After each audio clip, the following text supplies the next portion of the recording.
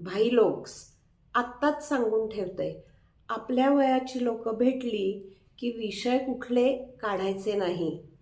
Sugar किती आहे? Cholesterol 200 झालं आहे का? अरे नी रिप्लेसमेंट करायची आहे. लिपिड प्रोफाईल कोणी केलं आहे का? का? म्हणजे मेडिकल कॉन्फरन्स भरवायची आहे का?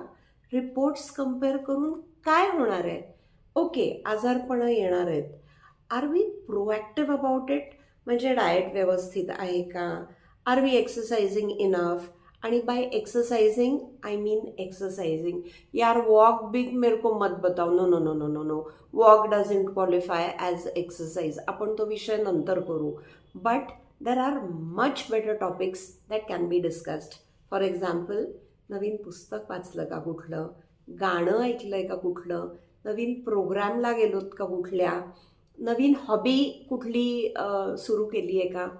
माझ्या मैत्रिणीच्या सासऱ्यांनी ॲट द एज ऑफ 75 यूट्यूबचा उपयोग करून जॅपनीज भाषा शिकली. यार hats off to that person.